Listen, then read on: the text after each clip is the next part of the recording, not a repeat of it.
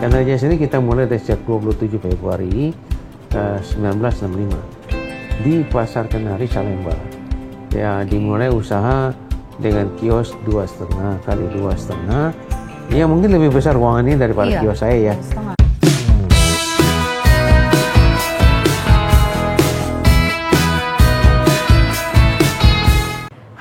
Selamat siang semuanya, balik lagi di Property Talk. Kali ini kita dapat kedatangan spesial tamu. Tapi tar dulu teman-teman, kita pengen ngomong dulu sama teman-teman gimana kabar semuanya. Happy New Year 2024, semoga selalu makmur, selalu bahagia dan sehat untuk kita semua, amin.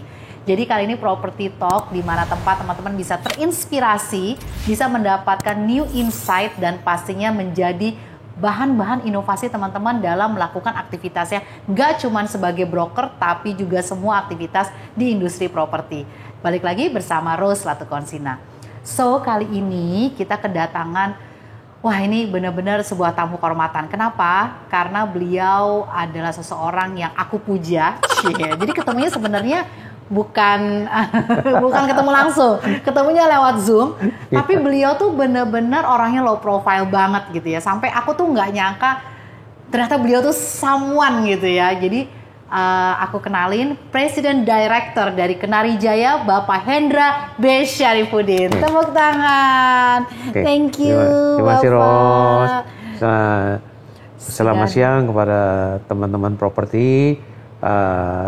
Semoga penjelasan saya apa yang dikatakan Bu Ros bisa bermanfaat bagi Anda semua. Amin. Ya, tapi kalau Anda yang kurang jelas, silakan lagi datang ke Kenari Jaya, akan saya bantu lagi untuk menjelaskan minimal supaya Anda semua bisa bangun menjadi seorang leader yang baik gitu. Luar biasa, bener kan? Belum mulai loh, tapi gaya bicaranya tuh sangat low profile ya kan, dan visionnya tuh menjadi seorang leader. Sekarang nggak ada istilah, meskipun beliau bicara President Director kan is the boss from above the boss ya, tapi bicaranya leader, dan itu benar-benar sahabat Rose harus tahu bahwa saat ini memang kita nggak butuh bos ya, kita butuh seorang leader. Betul. Untuk itu kita pengen gali lebih banyak mengenai Kenari Jaya. Tapi tadi Bapak bilang kalau nggak jelas datang ke sini bukan buat beli kunci ya Pak ya?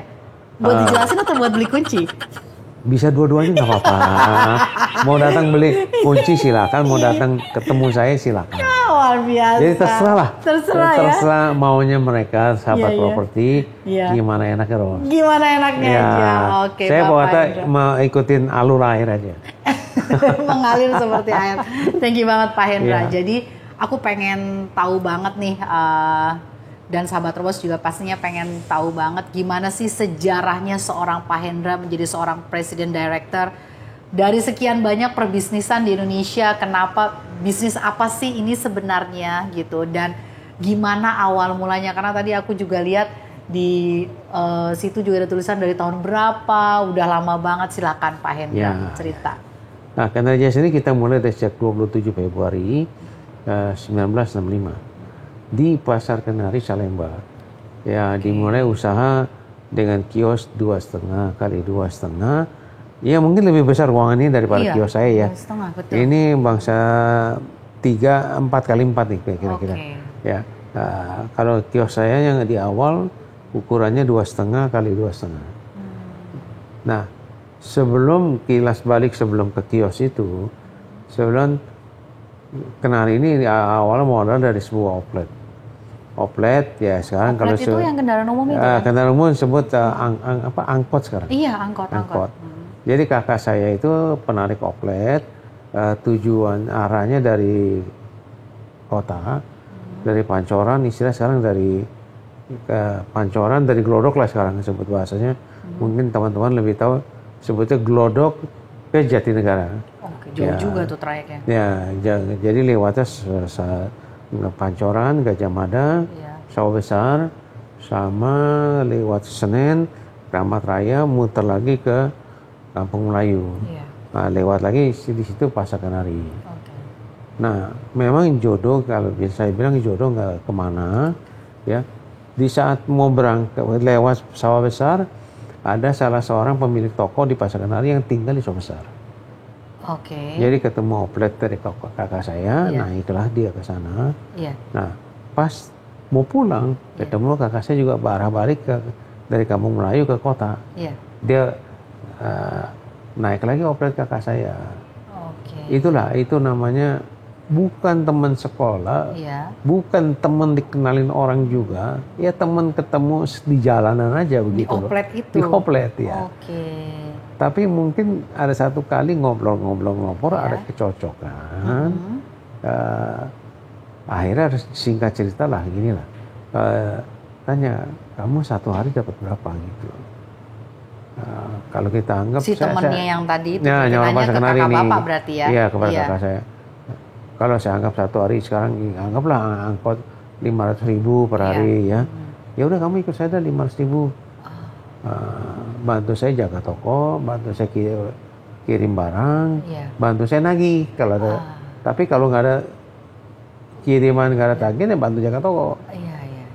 Ya, tapi kan itu waktu kakak saya lagi mikir-mikir dengan kakak saya yang lain lagi di rumah. Ya, terus diambil kesimpulan.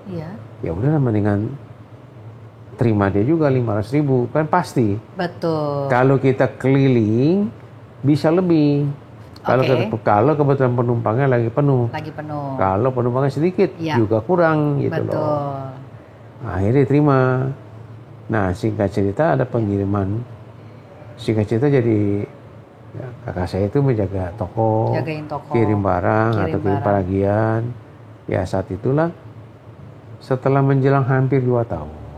Di situ? Iya, di situ di Pasar Kenari. Berarti 2 tahun tuh udah bener-bener gak narik sama dia 2 tahun ya? Betul. Hampir 2 tahun dengan narik kerja di situ. Outsourcing lah, kalau bahasa kerennya sekarang outsourcing lah. Saya juga baru tahu belakangan, namanya outsourcing. Kontrak. Tapi bahasa dia sederhana. Lu ikut saya, pokoknya satu hari saya kasih 500.000 gitu. Bantuin saya jaga toko, bantuin saya kirim barang, bantuin saya nagih. Itu aja ceritanya. Hampir 2 tahun, terjadilah pembangunan kios di Pasar Kenari. Salemba itu. Salemba. Jadi kakak saya terpanggil lah insting bisnisnya. Dia mau jual opletnya, minta izin sama pemilik tokonya. Kebetulan pemilik tokonya support. Dijual opletnya untuk beli kios itu. Jadi awalnya kenal dia itu dari oplet. I see. Jadi, wow. Jadi dia, tapi dia lihat dulu ya proses yang si 2 tahun itu. Habis itu pas ada pengembangan si Kenari itu, dia jual opletnya, dia beli kios di situ. Tapi itu waktu nggak tahu dagang apa dia juga. Iya, jadi dia cuma beli kios mau itu. Dagang aja gitu, mau dagang. Ya insting bisnisnya lah. Betul. Cuman dagang apa juga nggak tahu. Akhirnya kita juga karena kios 2,5 kali 2,5 modal nggak ada. Ya beli lemari juga di Manggarai. Ya Manggarai masih nggak tahu sekarang masih Pasaloa nggak, saya nggak tahu ya. Ada sepeda. Ada sepeda sekarang. Jual sepeda sekarang. Jual sepeda. Kalau itu jual lemari-lemari bekas. Ada. Ya beli lemari bekas di sana. Showcase lemari-lemari di sana. Ya belilah di Manggarai gitu loh. Nah, tapi dengan kios 2,5 kali 2,5 itu masih kondisi kosong. Iya. Karena untuk modal dagangnya nggak ada. Jadi beli paku berapa kilo, beli seng berapa lembar, beli cat juga cuma berapa kaleng dari beberapa warna gitu. Ya itulah dagang di situ tahun 65. Nah, 67 saya mulai bergabung. Di usia saya 15 tahun tuh waktu. Saya mulai 15 tahun, sorry. SMP kelas 3, betul. Nggak, SMP kelas 3. Pas mau ujian. Pas mau ujian saya lagi bingung. Waduh, entar pindah SMA, saya lulus, saya nggak ngerti belajar nih saya. Karena selama sekolah dari SMP 1 sampai SMP 3 nggak pernah belajar juga saya. Iya. Tapi naik kelas kan? Angka saya bagus-bagus. Antara 7 dan 9. Oke. Karena waktu isi rapotnya. Emang dasarnya cerdas ya? Enggak, bukan cerdas. Gimana? Waktu isi rapotnya, saya ngadep ke kepala sekolah. Ini mau isi angka berapa? Ini mau isi angka berapa? Ini mau isi angka berapa? Itu cerdas. Cerdas di sisi yang agak berbeda. Top. Bukan. Cerdas karena dulu kan kalau zamannya puasa kan kita sekolah libur 40 hari kan. Nah, sekolah saya kan sekolah swasta. Iya. Nah, diambil alih sama pemerintah jadi sekolah negeri. Oh. Nah, zaman dulu tuh anak-anak ya lumayan lah, badungnya zaman dulu ya, nggak seperti yang sekarang ya. Iya. Lebih badung dari sekarang sih. Iya. Tapi satu sekolah itu ya papan bora pecah, terus tembok semua kena pilok. Besok kan libur 40 hari. Betul. Udah kan kita aman kan. Begitu masuk hari pertama ditanya, ini siapa yang pecahin whiteboard? Betul. Sampai satu sekolah pecah. Siapa yang pilok-pilok tembok? Bandel juga ya. Dari SMP 1 itu, saya SMP 1. Ya ampun. Sampai SMP 3, enggak ada yang ngaku satupun juga. Padahal teman-teman pasti tahu. Iya. Maupun kakak kelas saya pasti tahu siapa biang-biangnya ini loh. Iya. Nah, karena saking nggak ngaku, tiap kali begitu mulu loh. Iya. Satu sekali saya dipanggil gitu kepada kepala sekolah. Oh, tersangka? Ya saya bilang, Pak, bukan saya loh Pak. Iya. Enggak. Tapi trik ini saya pakai sampai sekarang. Saya nggak nuduh kok. Iya. Saya nggak nuduh, ya, saya nggak nuduh cembun sama sekolah saya. Oke. Tapi saya cuma minta bantuannya. Ini sekolah nih libur tahun depan supaya jangan ada cat-cat lagi. Jangan ada tembok dicat lagi. Whiteboard jangan dipecah-pecah lagi. Dan tiap kali libur seminggu 2 minggu selalu tembok ini dicoreng-coreng.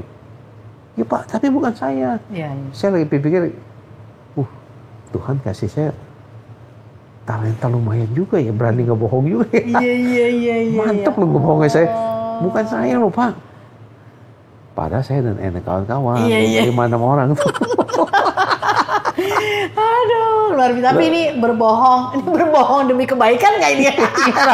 Karena berasa sekolah saya main enak aja diambil jadi negeri gitu. Iya. Oh, jadi ada pemberontakan lah ya. Ya, rasa nggak nggak suka puas dengan lah. sistem yang barunya karena dia kan negeri ya. Oke. Tapi akhirnya ada reward, ada punishment. Terus? Nah, saya dapat reward. Karena? Waktu SMP 1 kan mau ambil rapot. Iya. Dulu kan kuartalan kan. Kepala wali kelas saya, nih rapot bawa ke Pak Ibrahim. Loh, salah saya apa lagi Pak? Iya. Udah, kamu ketemu Pak Ibrahim. Iya. Kepala sekolah saya Pak Ibrahim namanya. Sampai sekarang saya masih ingat. Iya. Mungkin ya udah pasti udah nggak ada juga lah. Ketemu Pak Ibrahim, Pak. Ini rapot saya disuruh bawa ke situ Pak. Emang salah saya apa lagi? Betul.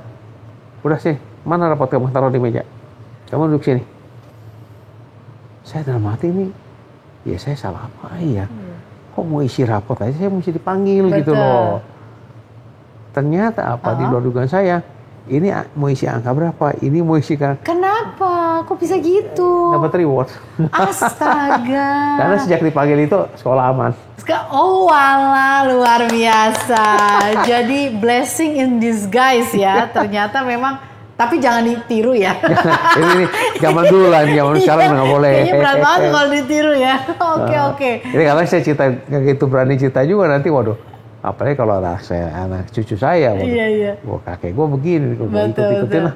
Ya, kan zaman sekarang berbeda. Tapi zaman sih sekarang berbeda, nggak bisa disamain. Cuman kan melakukan tapi kita mesti apresiasi karena berani menghadap kepala sekolah. Karena ada juga yang dipanggil tuh gimana dia kabur-kaburan, dia gimana, kan akhirnya nggak ada blessingnya. Makanya itu tadi saya bilang saya dikasih talenta tuh yang luar biasa. Iya. Padahal saya SMP 1 umur berapa? Baru umur 12 apa 13 lah. Orang mah. Tapi dipanggil kepala sekolah saya nggak ada pahanya. Iya Pak, gitu. ada apa? Enggak, ini kalau tiap kali liburan puasa selalu ini satu sekolahan kena cat pilok. Dan nggak ada whiteboard, nggak ada yang nggak pecah. Pak, bukan saya loh Pak. Iya. Enggak, saya nggak nuduh. Iya. Itulah hebatnya kepala sekolah. Iya, betul. Saya nggak nuduh. Tapi di situ Bapak mengambil alih dengan saya amankan, gitu kan? Karena teman-teman saya ditanya kan, teman-teman saya pada nunggu yang geng kita orang nih, diapain lu? Udah mulai sekarang stop. Iya. Lu ada apa kok gue tanggung jawab? Jadi jangan. Boleh juga ya, itu sebuah strategi tadi katanya Pak Hendra, justru itu dipakai strategi untuk berbisnis. Nah ini mesti dikulik lagi nih. Oke, karena jadi itu saya pakai untuk manajemen di Kertajaya. Oke. Oh, kalau begitu kita harus kepala-kepala suku kita ini kan setiap karyawan kan ada kepala-kepala sukunya. Iya. Nah, kepala sukunya ini kita rangkul. Gitu loh. Itu saya praktekkan loh. Jadi sejak ya terutama kejadian 98 gitu lah. Nah, mereka tuh otomatis tanpa disuruh menggerakkan timnya sendiri membuat bambu runcing dari besi. Buat besi-besi diruncingin kan kita ada workshop. Jadi besi-besi diruncingin, mereka bikin kayak semacam senjata buat kayak semacam pacul, kayak Cupakai punya lah. Kanan kiri ada lancip, ujungnya lancip. Jadi terus gagangan dikasih tali. Jadi itu waktu kan kalau orang nggak bisa berantem pakai masukin tali di tangan, udah mereka tusuk begini, mau mereka bagi kanan kiri juga. Itu waktu kerusuhan juga kena aja. Nah kebetulan waktu zaman dulu itu kan daerah Sunter itu kan daerah orang-orang Madura. Oke, iya. Waktu mereka pernah ada musibah kebakaran. Iya. Nah saya dan kakak saya membantu. Jadi tanya kepala-kepala sukunya, sekali lagi kepala sukunya itu yang kita deketin. Ya, kepala suku-suku Madura itu, lo orang butuh apa nih bantuannya? Oke, jadi ibaratnya kalau ular tuh bapak pegang kepalanya ya, nanti ekornya pasti akan nurut. Ngikut ya. Gitu loh. Akan ngikut, betul. Nah akhirnya saya deketin kepala-kepala suku itu, saya butuhnya ya untuk bahan bangunan bata, semen, pasir dan seng-seng itu, genteng. Ya kita nggak kasih sembako, dia nggak minta. Karena kalau sembako nggak perlu Pak. Sembako banyak yang udah sumbang. Banyak yang ngasih. Ya udah kita penuhin loh satu rumah itu, satu komplek itu ya. Satu perkampungan itu. Iya. Nah pas kerusuhan kejadian 98, mereka itu yang jaga kita orang. Orang inget ya. Waktu kita orang kena musibah kebakaran, inilah kenari yang bantuin kita orang. Sekarang kita harus balas jasa ini waktu. Jangan sampai mereka masuk kita ke tempat daerah kita. Itulah orang Madura. Jadi memang ketika kita banyak memberi gitu ya, mungkin itu juga pengalamannya yang pelajaran yang bisa diambil itu karena Bapak banyak memberi dan ikhlas gitu ya. One day mereka juga akan give back ke kita gitu pada saat apalagi kerusuhan tuh kan luar biasa kalau kita nggak ada yang ngelindungin ya Pak ya. Gitu di tengah-tengah Salemba gitu ya Pak ya. Bukan yang itu kalau kerusuhan itu yang di kejadian yang orang Madura itu di Sunter. Daerah pergudangan kita gede kan kita gudang itu betul. Waduh jantungnya kena jaya di situ. Kalau itu kena jara, kena kebakar, habislah kita orang juga. Betul. Ternyata orang Madura jadi pagar kita orang. Tanpa kita orang komandoin loh. Mereka pun rela gitu loh. Karena gini, kalau gudang kita kena bakar, mereka juga takut efek ke perkampungannya juga. Satu. Kedua yang utama, mereka udah komandoin orang-orang Madura. Ingat ya, waktu perkampungan kita kebakaran, Kenarja yang pertama yang turun tangan. Yang supply kita punya kebutuhan. Itu kayak mirip yang cerita Bapak SMP ya. Ketika sekolahannya dirusakin, saya menjadi orang yang menolong meskipun Bapak tersangkanya ya. Peace gitu. Cuma maksudnya itu bisa diambil pelajarannya dari situ kan. Pada saat orang butuh kita datang. Kita tenang aja gitu loh. Pak bukan saya loh Pak. Sampai sekarang ketawa sendiri gitu. Saya punya talenta. Lumayan dikasih Tuhan yang Maha Kuasa ya. Betul. Dikasih talenta, berani meyakinkan orang, tapi sebenarnya kita bohong. Betul. Tapi sebenarnya ya ini jangan ditiru lah. Tapi sebenarnya sekarang kita ambil hal yang positif. Kita harus berani menghadapi segala tantangan, gitu loh. Karena terbiasa menghadapi tantangan ini, ya kita Kenari ada hari ini lah. Banyak sekali masalah-masalah yang terjadi, kendala-kendala yang kita alami. Ya. Dari tahun 65 itu kan Krismon aja udah berapa kali. Ada resesi juga, misalnya resesi 10 tahun sekali gitu kan pasti udah kena berapa kali. Resesi zaman Pak Harto berapa kali. Iya, betul. Itu pala kita kalau saya pernah cerita sama tim, saya kasih tahu kalau pala saya dari plastik nih, dari balon, mungkin udah meledak kali. Iya, betul loh. Itu yang luar biasa tuh. Saya penasarannya tuh sama Bapak, itu kan dari tahun 65 ya Pak ya. Resesi juga nggak mudah gitu ya. Sebenarnya dalam oke kita balik dulu deh. dalam kepemimpinan Bapak atau membuat perusahaan ini tuh Bapak menganut sistem culture atau memang seperti apa gitu supaya ini is not a short term ya, ini kan udah dari 2065 ke 2023. Menganut sistem culture atau bagaimana Pak? Culture. Budaya kekeluargaan yang harus kita tanamkan ke mereka. Budaya kekeluargaan yang harus ditanamkan. Terus jangan ada bos dengan karyawan. Jangan ada pemisahan antara bos dengan karyawan. Kita hanya boleh sebagai leader, tapi mereka adalah tim kita. Karena kadang-kadang saya suka kasih contoh ya, kita ini kayak saya nih hanya otak. Kalau otak, kalau kayak Ros gini, nggak ada tangan, nggak ada kaki, bisa bergerak nggak? Ada tangan, ada kaki, nggak ada mata, bisa jalan nggak? Terus ada yang lain-lain, nggak ada mulut, nggak ada kuping, bisa jalan nggak? Jadi semua ada otak, harus ada organ tubuh yang kuat semua. Termasuk organ tubuh yang nggak kelihatan, ya jantung, ya paru-paru yang bagian dalam ya. Itu harus kuat juga. Nah itulah yang saya punya prinsip, ya menghargai setiap gerak divisi di tempat saya. Walaupun dia office boy sekalipun, tetap saya menghargai mereka. Dan saya suka ajak bercanda, kadang-kadang kita suka makan siang bareng gitu loh. Kalau zaman dulu ya, kalau sekarang karyawan sekian banyak agak repot juga. Kalau zaman dulu kalau kita lagi beli makanan, ya beli makanan semua gitu loh. Kalau sore mau pulang zaman di Fatmawati dulu terakhir ya. Kita nongkrong di pinggir toko, depan toko, trotoar toko, ya nongkrong ini, makan semua sama-sama. Itulah. Jadi mempererat antara hubungan pribadi kita dengan tim gitu loh. Jangan merasa kita bos. Karena gini loh, kalau kita sudah merasa diri kita bos, kita akan perintah anak buah kita seenak kita. Ya, kita akan merasa. Kalau kita menghargai mereka sebagai tim kita, ini beda lagi loh. Karena tanpa mereka kita nggak ada hari ini kok. Karena yang kerja mereka, sebenarnya yang kerja mereka loh, bukan saya. Contoh lah. Contoh sekarang saya bagian divisi Markom.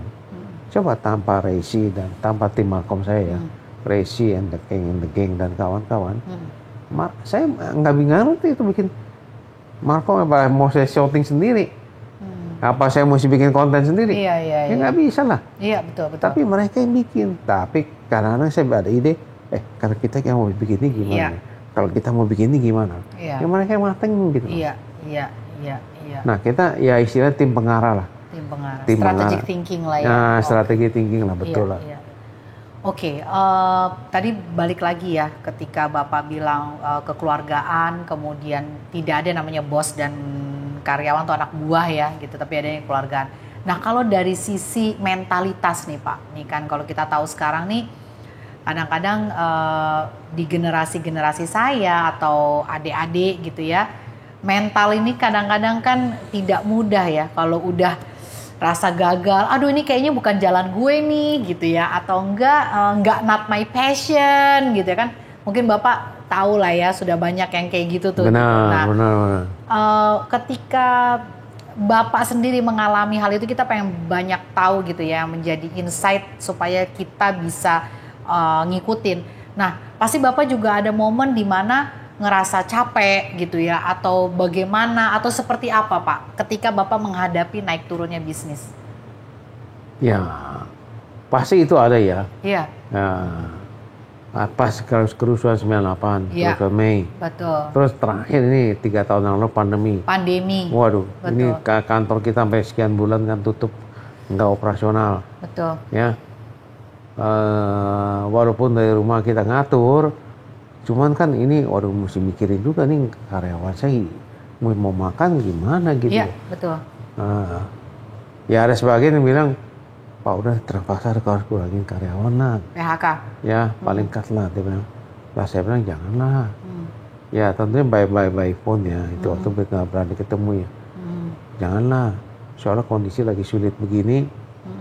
Ya waktu mereka senang kan, waktu kita senang mereka bantu kita kan. Betul. Masa pas sekarang kita juga lagi susah. Kalau mereka di PHK, mereka mau kerja di mana? Saya bilang. Siapa yang mau terima karyawan sekarang?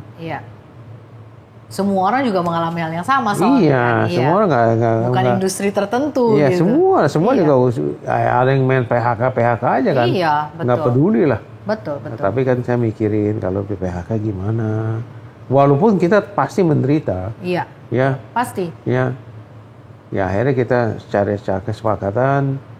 Ya misalkan gajinya kita potong jadi 50%. Iya. Fair enough ya Pak ya. Ini kepala sukunya yang kita pegang.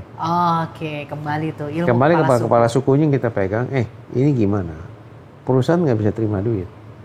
Kan kamu orang kan tahu sendiri. Kita sekarang ini lagi nggak terima duit. Dan kamu orang juga berasa kan. Ada kerjaan nggak? Ya nggak ada Pak. Iya, kita punya gudangnya tutup kok Pak. Iya, gimana Pak ada kerjaan? Cash flow nggak ada gitu iya, ya. Iya, ada cash flow. Iya. Nah saya bilang kita ini nggak terusan mau bayar gaji ulang 100% nggak sanggup nih. Pilihannya 2. Iya. Ya saya godok sama tim HRD saya tentunya. HRD saya ngomongnya. Pilihan 2. Iya. Mau terima 50% gaji. Oke. Atau mau angkat kaki. Tanpa ada pesangon. Itu waktu itu karyawan berapa tuh? Waktu lagi zaman yang tadi Bapak cerita. Itu waktu 3 tahun. 3 tahun yang lalu. Iya, 3 tahun lalu tuh. Sekitar 450-an lah. Wih. Iya. 400 nih. Ya lumayan, walaupun dipotong 50% lumayan, nggak duitnya nggak masuk kita orang. Karena memang tidak ada cash flow kan, mau dipotong kayak apa juga orang. Cash in-nya nggak ada, cash out-nya ada. Cash out-nya ada, cash in-nya nggak ada, betul. Iya. Makanya saya bilang kalau kepala saya dari plastik udah pecah nih barang-barang. Iya, kebayang sih Pak, kebayang banget. Dan kayaknya situasi juga forecast-nya kapan ini selesai juga nggak ada gitu ya. Nggak ada jaminan. Nggak ada jaminan gitu kan. Malah kadang-kadang COVID-nya ada strain baru ya kan. Ya. Terus kemarin harus masker gini, sekarang maskernya harus nambah. Belum lagi ada saudara yang sakit. Jadi makin pasti. Nah, saya kan di rumah saya di ujung kan ada kuburan muslim kan. Oke. Kadang-kadang kita lagi nge-zoom ya jam 8, jam 9. Iya. Ya, waktu itu kalau jam nge-zoom sampai jam 10 lah, karena sampai jam 11 ya. Ada ambulan lewat. Kita udah tahu dah. Ya. Ambulan lewat, ada yang pindah rumah. Dan karena ini pasti COVID lah. Iya. Kalau nggak COVID kan, kalau secara agama Muslim kan, di atas maghrib kan nggak boleh dimakamkan. Gitu iya. Karena saya tahu dari Pak Ustadz juga. Iya. Wah ini karena COVID lagi dah. Nah kita kan makin ciut juga. Iya, mental. Waduh. Mental. Banget Pak, banget. Satu malam itu bisa 3 atau 4 yang iya, memang di zaman itu di cepat zaman sekali, waktu apalagi waktu zaman pandemi COVID yang setelah lewat yang keras tuh apa ya? Strain yang satu kan Omikron. Iya, ada satu lagi yang cepat Omikron sekali. Iya, cepat sekali tuh dia. Ya. Gitu. Ada beberapa teman saya lewat juga gara-gara kamu. Waktu Omikron nggak ada yang lewat. Ya pas karena COVID yang kedua kali ini. Saya lupa itu. Apa namanya dah? Lupa saya. Nah lewat. Nah itu tuh satu hari bisa 3-4 malam loh. Betul. Wah ini pasti yang Muslim karena COVID yang meninggal. Iya. Kan yang kubur juga semua itu waktu kan pakai baju APD semua. Betul, itu bikin tampilan juga semakin menakutkan ya kalau serem lah. Kita ada di mana gitu benar-benar. Jadi ini virus keras banget. Betul. Gitu. Apa yang Bapak pikirkan ya Pak ya sehingga Bapak tetap kita tetap mau nggak apa-apa deh kita mau apa ya namanya istilahnya mengurangi ego, nggak apa-apa deh kita juga mengencangkan tali pinggang atau apapun lah sebutannya di perusahaan ini gitu dan tetap membayar mereka gitu. Itu kan berarti ada yang Bapak korbankan ya kan, which is itu pasti Bapak nih sebagai orang yang punya perusahaan dan Bapak tetap mau membayar mereka meskipun misalnya dengan setengah gaji. Apa sih yang apa mindset Bapak? Kenapa Bapak mau melakukan itu? Ya, sekali lagi, selama ini mereka telah berbakti kepada kita. Oke. Masa pada saat kondisi seperti ini kita mau membuang mereka begitu saja. Oke, jadi ya kita harus punya ada perasaan lah, empati lah. Iya, betul. Ya karena mereka kita udah anggap sebagai keluarga. Balas budi dong juga bisa ya dibilangnya ya. Itu gimana tuh ya? Bilang balas budi tapi ya enggak juga karena mereka orang bekerja untuk kita ya. Iya benar. Bukan balas budi. Bukan. Kalau mereka kerjanya nggak kita gaji. Nggak gaji ya mereka. Baru kita balas budi ya Pak ya. Iya. Mereka kerja sama kita loh. Oke. Tapi kalau saya PHK, iya. Gimana mereka? Ya intinya saya nggak tega lah. Oke. walaupun cash in yang nggak ada ya cash out ya ada ya udah puter gali lubang tutup lubang aja lah. Iya Pak. Paham. Itu waktu. Ya tapi semua ada berkahnya lah. Betul. Ya karena kalau kita berbuat baik, pasti kebaikan itu akan datang.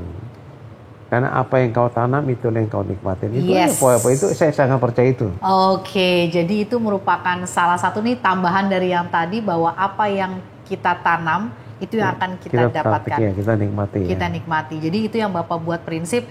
Kalau kita nolongin mereka, Bapak yakin at the end juga kita pasti akan ditolong. Betul, gitu ya Pak. Betul. Okay.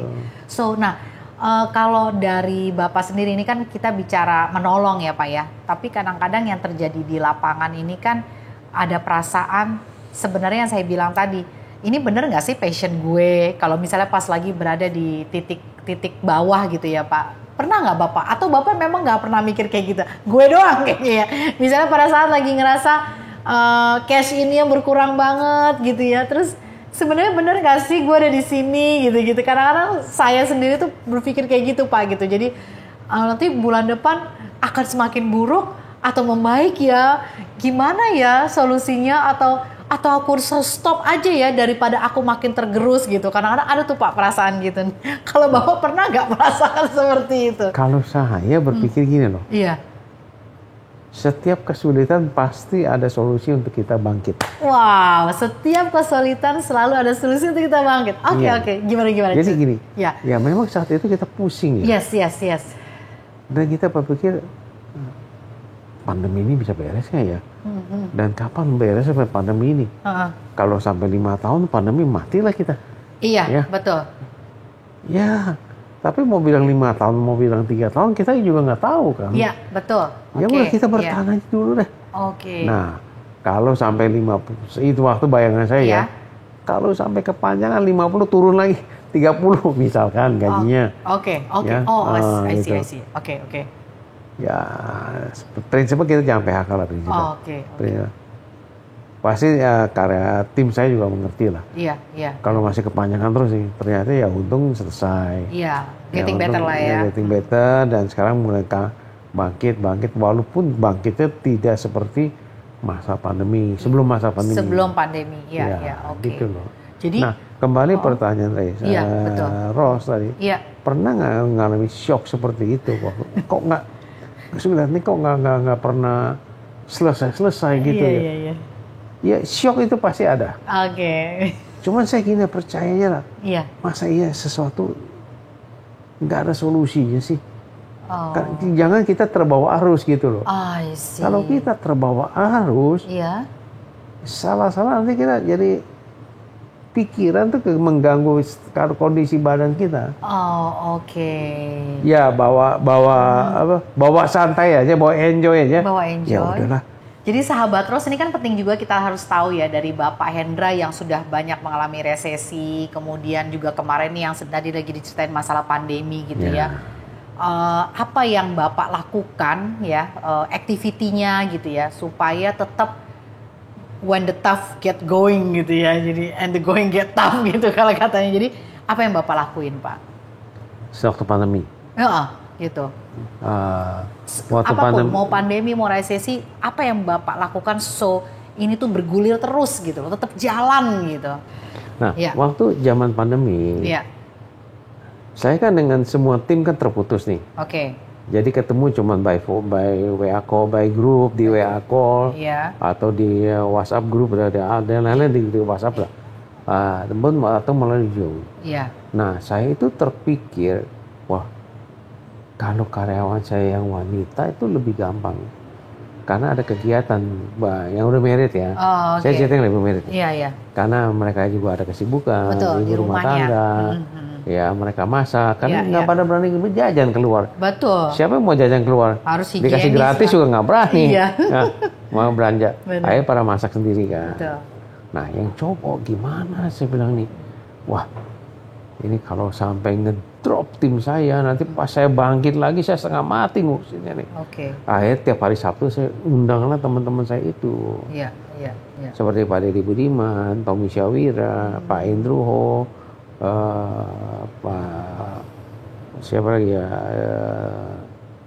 tahun ini James Kui pernah suami siapa Ponijan Liao ada 6 orang lah. Nah saya bikin aja gila ganti-ganti seminggu sekali. Mereka mau bantu juga ya? Iya mereka kan juga nggak ada kerjaan. Iya betul. Dan mulai kan dari Zoom juga kan, mereka cuma di rumah doang. Ya mungkin juga istilahnya kalau di Zoom kan santai lah. Iya, dan nggak kalau cowok itu paling gampang lah, dibawa pakai celana pendek nggak apa-apa, yang penting di atas batik atau baju resmi nggak lah. mesti juga ngongkos kemana-mana, nggak mengorbankan ada virus di mana-mana. Enggak gitu. ya. Okay. Pakai sandal jepit. Betul. Yang penting di bawah meja, nggak kelihatan kaki. Di luar layar. Di layar cuma kelihatan ini kan, wah keren. Padahal kaki bawahnya celana pendek, sandal jepit. Terus kanan kiri layar makanan. Terus anak seliuran. Kalau saya anak seliuran nggak berani, karena saya kan ruangan tersendiri saya kunci. Karena lagi Zoom saya bilang nggak boleh. Orang nggak boleh masuk kalau saya lagi Zoom. Ruangan khusus. Nah gitulah. Jadi setiap Sabtu saya panggil motivator itu. Ya termasuk Tommy Syawira yang coaching coaching misalnya pencucian otak. Saya berharap mereka itu mereka terus ada motivasi lah. Jangan nanti pas ini pandemi selesai nggak tahu kapan. Waktu itu ya belum terpikiran. Jangan sampai gitu pandemi selesai mereka loyo gitu loh. Betul. Ngebangkitannya setengah mati nih. Iya. Turunnya terlalu dalam. Iya, terlalu dalam turun ke bawahnya. Betul. Nah, dengan begini kan tiap tiap hari Sabtu dibakar lagi naik, bakar lagi naik. Walaupun saya tahu di dalam Zoom itu pasti ada yang cuma pasang foto. Iya. Belakang saya monitor, ya udah. Nah, saya sama HRD sama tim sama narasumber itu, ya kong Pak, nanti saya kasih kode. Yang saya lihat pasang foto kelamaan, Pak, waktu tanya jawab lu panggil namanya. Oke. Misalkan Ros nih pasang foto terus, Pak panggil nama sini Pak. Nah dihitung berapa kali nggak nongol ya, berarti cuma pasang foto. Nah karena SP dah tuh. Bener. Kan buat mereka juga sebenarnya kan motivasinya. Atau lewat Zoom ya kan. Iya. Ya SP1, SP2 lah, nggak sampai SP3 lah. Bener. Ya, tapi kan cukup SP itu cuma buat memotivasi mereka untuk terus standby lah gitu kan. Standby kan belum yang main-main. Tapi setelah itu kita lakukan, Zoom berikutnya aman. Setiap kali panggil, halo gitu kan. Nanya, tadi pertanyaannya ini jawabannya apa gini. Bisa jawab mereka. Oh berarti mereka ngikutin. Cunin. Benar, oke. Ya itulah waktu masa pandemi. Ya ada suka dukanya lah. Betul. Ada suka dukanya. Termasuk tadi salah satu motivator dari Malaysia. Gitu. Ya saya juga nggak tahu di Malaysia kan. By way aja. Pak Indro lagi bisa bantu saya bla bla bla. Oh bisa Pak Indra? Iya. Nah, tapi saya lagi di Malaysia. Tapi nggak apa-apa. Sepanjang Pak Indra kasih passwordnya untuk Zoom ya. Iya. Bisa saya masuk. Ya udah dia masuk dari Malaysia tuh. Iya, kan lewat Zoom juga. Setelah selesai, Pak, kok Bapak bisa di Malaysia? Itulah. Dia bilang, dia memang orang Malaysia. Oke. Jadi habis jalan-jalan dari luar. Dia balikin ketemu ibunya. Iya. Pas mau balik ke Indonesia, airport ditutup. Pas pandemi kan. Banyak tuh yang kayak gitu juga. Iya, jadi dia nggak bisa balik. Sekian lama loh habis setahunan di sana. Iya. Ya udahlah, Pak ya. Jadi saya manfaatkan inilah untuk ngisi waktu tim saya. Iya. Dan saya sendiri juga merasa bisa memberikan kata-kata pengarahan. Tetap kita orang semangat, tetap kita orang bersatu. Ya mari kita bersama berdoa supaya semua terselamatkan dari masa-masa pandemi ini. Betul. Ya, minimal sehat ya kan, menjaga kewarasan. Betul. Ya kan? Jangan takut sama pandemi. Iya. Tapi harus hati-hati dengan pandemi. Betul. Gitu loh. Kalau Parno juga membuat kita tidak bisa berkreasi, tidak mau bergerak, akhirnya takut dengan segala macam Parno. Gitu. Betul. Ya sepanjang kita dalam rumah aman lah. Iya. Gitu loh. Sepanjang dalam rumah aman lah, nggak usah takut lah. Betul. Ya tapi jangan kayak keberanian juga nantangin pandemi keluar ke mall apa kemana, ya mall tutup lah. Iya. Keluar ke pasar lah. Iya. Apalah. Kan ada juga tuh saking bosannya terus dia memang keluar gitu. Mungkin nggak ke mall, tapi kan namanya kalau keluar itu kan udah memberikan peluang terkontaminasi. Iya. Betul. Jadi better ya bersabar tapi termotivasi dengan adanya yang motivator itu ya. Iya, gitu. Nah, sekarang kan Oke, Bapak dengan kondisi yang mungkin kalau saya bilang memang sudah cukup matang ya menghadapi pandemi. Dengan menurut pandangan saya nih Pak ya, kan dengan resesi yang sebelumnya pernah juga segala macam. Nah, kalau untuk anak-anak yang baru nih Pak, anak gitu muda. Ya, gitu kan. Nah. Sekarang kan dengan banyak program-program pemerintah ya yang meningkatkan UMKM, karena kan negara-negara maju itu kan sebenarnya tingkat entrepreneur atau pengusaha itu di atas 10%. Kalau kita kan masih angka kurang dari 5% ya Pak. Jadi, tapi anak-anak muda ini waktu jadi pengusaha kadang-kadang ya gitu, kalau ada kejebret kurang itu menjaga stabilitas dan tetap bilang oke, let's do it itu gimana nih Pak menurut Gini loh, Pak Hendra? Nggak ada satu usaha yang gampang. Tidak ada satu usaha. Nggak ada satu usaha yang mudah. Semua harus ditekunin dan dikerjakan dengan sungguh-sungguh. Fokus. Ya, fokus. Semangat, kerjanya tetap tinggi semangatnya. Fokus juga. Ya. Sungguh-sungguh. Ya. Ya, walaupun berhasil nggak? Belum tentu. Nggak mungkin belum tentu berhasil juga loh. Belum tentu nggak mungkin berhasil. Kita target kan maunya berhasil. Betul. Tapi belum tentu berhasil. Bisa aja kita gagal. Tapi kalau begitu gagal, kenapa kita nggak coba lagi? Coba lagi. Sampai satu saat titik kita ada keberhasilan. Andai kata di usaha ini kita nggak cocok nih, gagal misalkan. Ya. Wah, ini kayaknya saya nggak cocok nih. Coba di tempat lain, tapi tetap usaha bangkit. Yang penting mindset kita jangan pernah menyerah. Mindset kita, masa iya lu bisa, dia bisa, saya nggak bisa gitu. Itu otak kita yang dipakai loh. Kalau otak kita udah nyerah duluan, aduh, saya mah kalah pinter sama dia dah. Misalnya gini loh, saya mah kalah pinter sama si Ros. Si Ros mah jago, ya, saya mah nggak bisa lawan dia. Ya, kalau udah kata nggak bisa lawan dia, ya udah. Lu nggak bakal bisa karena udah mendemotivasi diri sendiri. Jadi memang di sini dia letaknya ya Pak ya. Di mindset kita. Kalau andai kata si Ros berhasil begini, saya harus bisa lebih baik dari dia. Minimal saya harus sama. Itu yang harus kita tanamkan di otak kita. Ya. Jadi andai kata saya mau ngobrol Ros gagal di sini, saya coba lagi. Tapi naik. Coba lagi. Tapi naik. Sampai naik. Betul. Gitu loh. Nah, itulah baru bisa jadi pengusaha, baru bisa jadi leader lah. Jadi leader. Tapi setelah jadi leader kita nggak boleh sombong. Nggak boleh. Itulah nggak boleh sombong. Kita harus tetap sosial kita harus kuat. Ilmu padi. Nah, ilmu padi makin betul. Makin ilmu padi. Nah, saya terapkan ini. Makin kita sukses, makin kita merendah. Karena kesuksesan kita dibantu oleh tim kita. Bukan kita kok yang buat diri kita sukses. Nggak sendiri ya. Ros kan pernah sekarang kan di properti. Iya, betul. Bener nggak kalau kerja sendiri gitu loh?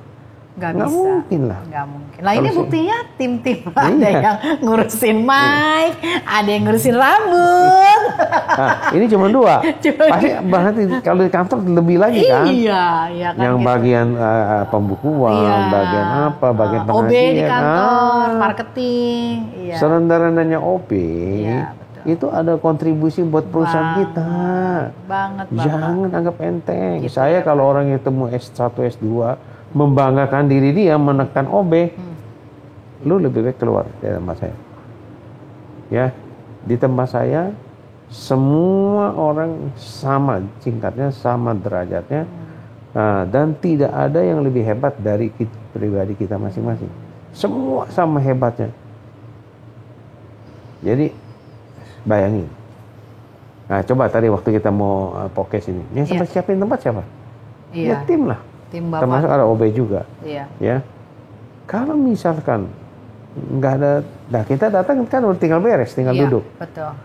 Masa mesti kita bangku sendiri? Iya. Masa kita mesti pasang lighting sendiri? Betul. Nah, kalau nggak ada mereka kita nggak bisa jalan lah. Iya. Betul. Itu yang penting. Iya. Jadi mindset kita juga ya walaupun kita gagal jangan menyerah. Gagal bangun lagi, gagal bangun lagi, terus berusaha sampai berhasil. Pasti ada titik temunya, pasti ada titik keberhasilannya. Itu tuh yang penting itu. Pasti ada titik temu, keyakinan bahwa apa yang kita perjuangkan itu pasti ada titik temunya. Iya. Gitu. Jadi gagal ini nggak last for long gitu ya, bahwa ini pasti ada titik temunya itu yang memang harus masuk terus ke dalam kepala kita ya. Semua orang kan beragama nih, ya. maupun Islam, maupun Kristen, maupun Buddha, masing-masing kan ada agama masing-masing. Ya. Percayalah bahwa ini adalah satu ujian dari yang kuasa kita. Oke, satu ya, ujian. kita sangat percaya itu. Kalau saya pribadi sangat percaya. Iya. Ya, bahwa ini mungkin ujian dari yang Maha Kuasa. Oke. Bahwa kalau kita tidak lolos dari ujian itu, ya kita nggak akan berhasil gitu loh. Oke, kalau kita tidak lolos dengan ujian itu, kita nggak akan berhasil. Tapi kalau kita lolos dari ujian itu, kita sukses besar. Betul. Nah, begitu sukses besar, jangan lupa tim di belakang kita. Jangan lupa tim di belakang kita. Ya, benar, itulah. Benar. Ada yang minta naik gaji gitu. Ya. Langsung balik lain orang ketawa semua. Minta naik gaji, ya kalau kita ada duit kita bayar. Ya. Tapi kalau nggak ada duit, sabar. Gitu ya. aja. Tunggu ada duit. Benar. Tapi kita jangan lupa begitu duit kita harus ingat mereka. Iya, betul. Karena mereka tuh hidup dari kita. Iya. Maka saya kepada teman-teman ya, tim saya ada terutama tim saya, lu terhadap kompetitor jangan punya mindset bahwa saya akan matikan kompetitor. Enggak, saya bilang saya salah. Karena di dalam organisasi kompetitor itu banyak keluarga-keluarga yang hidup dari mereka. Oke. Ya. Kalau kita matikan kompetitor, kasihan keluarga itu mau diapakan? Harus difikirkan itu ya. Iya. Sebaiknya biarkanlah kita kompetitor maju. Iya. Tapi di mindset yang kita harus tanam bahwa kita lebih maju. Kita harus 10 langkah di depan mereka. Itu betul. Benar. Coba tanya tim saya. Saya selalu bilang, kompetitor maju, biarkan. Kita harus bangga mereka maju. Kita harus happy mereka maju, berarti karyawannya maju. Tapi kita harus 10 langkah di depan dari mereka. Jadi jangan kata mundur, jangan kata menyerah. Keep fighting. Fight terus, maju terus. Tapi jangan bikin mereka bangkrut loh, saya bilang. Iya. Istilahnya kalau saya bilang, saya ngomong, kita ini harus adu strategi dengan mereka. Jadi jangan jangan punya pikiran mau matikan kompetitor. Iya. Saya cerita ya pengalaman saya. Ada 2 perusahaan lah, ya, yang menyatakan saya akan matikan tuh Kenarijaya. Saya akan bikin bangkrut Kenarijaya. Ya saya terimanya dengan senyum aja, saya bilang, Pak Hendra dendam nggak? Enggak, saya bilang. Karena saya pikir, ya, lu mau kalau mematiin saya, apa yang semudah itu gitu. Iya. Saya kan juga bukan anak kecil gitu. Iya. Saya kan punya otak, punya mindset sendiri, punya pola pikir sendiri dan pola kerja sendiri kan. Iya. Nggak gampang lu mau matiin saya gitu loh. Ya kecuali lu tangkap saya, lu jeksi saya mati lah. Ya itu saya mati lah. Nah, tapi kalau cuma bilang buka suara bilang mau matiin Kenarijaya, ya nggak gampang lah. Ya saya sendiri, terus ada tim saya. Ya semua kan pada mikir. Iya, semua. betul. Tapi memang ada sebagian tim saya sempat emosi. Pak kurang ajar banget ya toko itu ya. Padahal kita nggak pernah jelek-jelekin mereka loh. Ya udah saya bilang. Yang penting kita nggak pernah jelekin mereka kan. Ya mereka mau matiin kita biarin lah. Karena cuma karena produk kesama aja mereka mau matikan kita. Ya biarin aja saya bilang. Yang penting kita buktikan kepada dunia bahwa kita bisa 10 langkah di depan. Betul. Dari mereka. Realitanya. Kita tidak akan mati. Iya, betul. Terbukti, 2 orang ini mati perusahaannya. Oh my God, tuh. Orang kalau niatnya nggak baik ya, ujung-ujungnya malah begitu. Jelek soalnya. Karena mindsetnya pikir, gimana saya jatuhin energi Gimana aja. cara jatuhin dia, betul. Nggak pikirin gimana gua maju gitu. Iya, betul. Jadi energinya dia pakai justru mencari strategi menjatuhkan orang lain. Betul. Bukannya dia pakai energinya, dia pakai apa yang mesti inovasi-inovasi yang gue lakuin supaya cash in gue banyak gitu Betul. kan ya. Oke. Itu yang harus kita pikirin. Betul. Ya lu mau ngomong apa terserah lu lah. Terserah. Toh hak dia juga ngomong. Mulut dia. Mulutnya dia, ya. betul. Jadi kepribadian dia. Betul. Ya oke lah.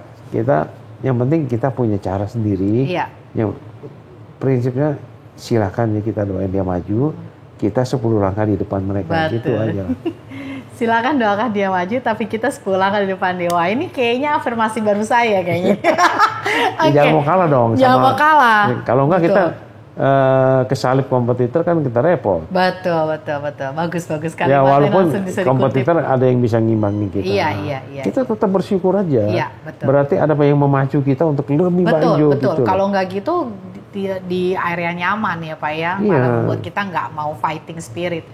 Oke lah, sekarang Bapak tadi bercerita mengenai aku belum dapat nih, kenapa jadi kunci?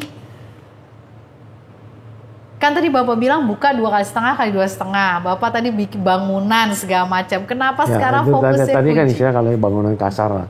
Yaitu dari seng plastik, Iya.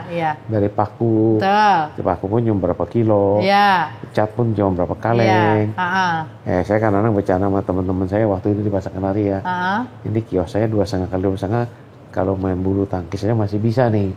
Dulu saya masih muda, hobinya bulu tangkis juga. Iya. Gitu ya. Ya. Nah, satu saat adalah seorang pedagang kunci, sales kunci lah. Sales kunci. Merek kunci gel itu waktu. Nah, harga kunci yang paling ada di saat itu hanya sekitar 3.000-3.500. Oke. Tapi yang dia mau jual yang paling murah sekitar 8.500. Oke. Karena dia orisinil Itali. Oh iya. Yang ada di pasaran China punya. Cap kuda terbang, Golden House. Ros nggak pernah dengar kali Golden House. Iya. Coba di Google lah, ada Iya, pabrik Golden kunci House. dari China merek Golden House. Golden. Ya, Oke. itu pasti ada lah. Nanti aku cari.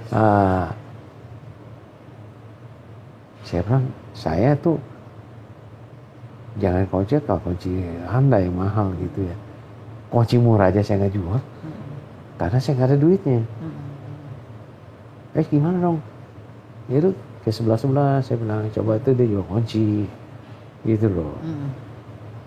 Nah, emang karena dia tokonya rame, jadi yang penjual kunci ini, sales kunci ini kurang dilayani dengan baik. Oke. Terus balik lagi kita masih, Iya. itu lu kenalin lu orangnya sombong banget sih, masa sih? Rame. Ya udah mungkin karena dia rame kali. Ya coba dah ditawarkan gimana? Saya sampai referensiin ke Glodok, ke Harko, toko lain. ya ke toko di Glodok ya, Glodok Harko. Itu waktu Glodok Harko namanya. Iya. Sekarang juga masih namanya Harko kalau nggak salah. Iya masih. Ya Glodok Harko. Harko terus, Mangga 2. Enggak, ini yang di Glodok Pancoran. Oke, di sini. Roxy. Bukan, dekat Glodoknya Pancoran. Oh. Ya selalu jadi bangunan bagus lah. Oke. Dulu Glodok Harkonya elektronik di situ. Oh, Harko bahan bangunan di situ. Terus sebelah Leni Tevas lah, sebelum Leni Tevas. Kalau kita dari sini, dari Gang Ketapang, sebelah kanannya Leni Tevas duluan, LTC. Oke. Nah, baru Harko.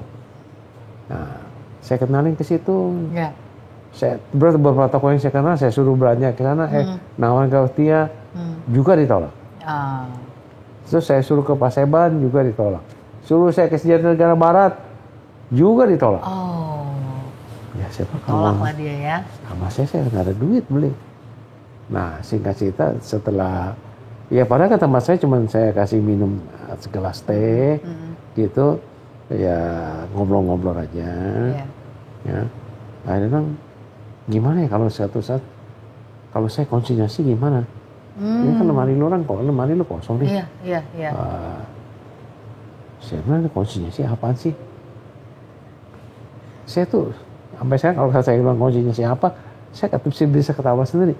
Kata-kata konsinyasi apa aja itu saya nggak ngerti gitu. Oke. Tahun itu ya, Iya. tahun sekitar 67 lah. Iya. Kosanhan konsinyasi itu apa? Gini, laku baru bayar. Oh, kalau laku baru bayar mah boleh aja lah. Saya bilang, dalam hati saya, nggak merugikan saya juga. Tuh tempat saya kosong juga. Betul. Akhirnya dia ukur-ukur sama timnya, besoknya setelah sama timnya, berapa hari kemudian lemari saya di-setting sama dia udah. Jadi kelihatan tempat saya jual kunci semua, jual kunci bagus-bagus. Gitu. Dan dari situ akhirnya fokus untuk pegang kunci. Nah, kenapa saya bisa jual kunci? Iya. Nah, kebetulan rezeki saya, zaman dulu itu waktu zamannya Pak Gubernur Ali Sadikin, membangun Jakarta.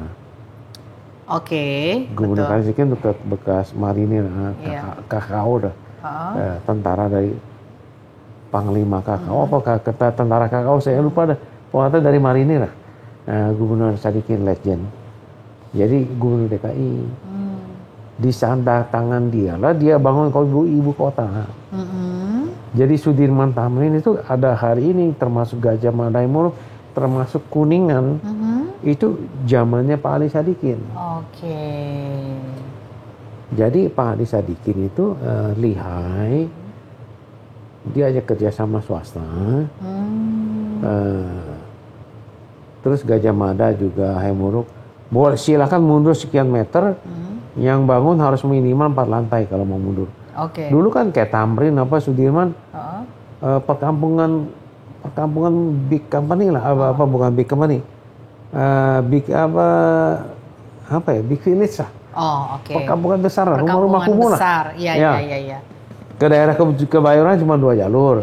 Dari Kebayoran ke RRI 2 jalur ke Merdeka Selatan. Kecil lah. Nah akhirnya Pak Ali Sadikin disuruh mundur. Mundur sampai sekian meter. Sampai sekarang nih.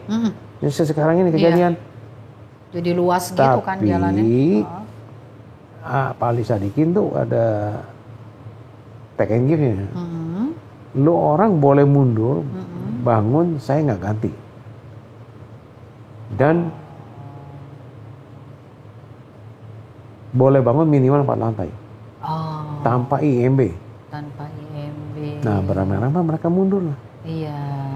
Karena Pak Ali Sadikin kan ya seorang marinir kan. Tegas lah. Lu boleh mundur, gua nggak ganti, tapi minimal 4 lantai tanpa IMB. Ya, dan jalanan dia bangun. Jalanan dia infrastruktur. Nah, itu waktu jalanan dia bangun dari uang kasino. Iya. PIK kasino PIK. PIK itu singkatan P, terus Romawi 9.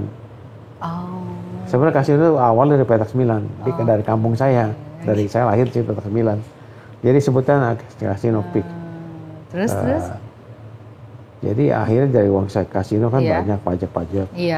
Dibangunlah ibu kota. Dibangunlah gelanggang olahraga tuh. Tiap wilayah Jakarta dibangun gelanggang gor singkatan gelanggang olahraga apa ya? Gor tuh gelanggang olahraga kalau nggak salah ya. Iya, gelanggang olahraga Jakarta Barat, gelanggang olahraga Jakarta Timur, Jakarta Pusat. Nah, semua pakai kunci merek Yale. Nah, karena merek Yale ini yang saya disuruh agen yang konsinyasi. Karena dia tim ini ternyata ada timnya yang ke arsitek, ke kontraktor, ke developer. Dan kalau itu waktu belinya ke kantor dia, itu sama sekali nggak ada diskon. 1 sen juga nggak ada diskon. Nah, jadi karena saya baik sama resepsionisnya, akhirnya resepsionis, Pak, kalau Bapak mau diskon beli di Kenarjaya, Pak, dikasih best diskon. Nah, dia kasih saya kan 15%. Iya. Bapak minimal bisa dapat 5%. 5%, betul. Tinggal potong inilah. Tinggal saya aja mau kasih berapa kan. Iya, betul. Nah, akhirnya dari situlah para arsitek, kontraktor, developer, jadi saya kenal. Nah, kenapa saya bisa ramai begitu? Ini juga teman-teman generasi muda harus tahu ya. Janganlah kita bersombong. Jangan apa? Jangan sombong. Sombong. Dan begitu dapat uang, kita kan ada cuan, istilah ada cuan dikit lah.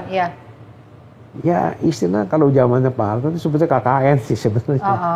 Sebenarnya tapi kalau saya bilang saya bukan KKN ya, sama reception itu ya.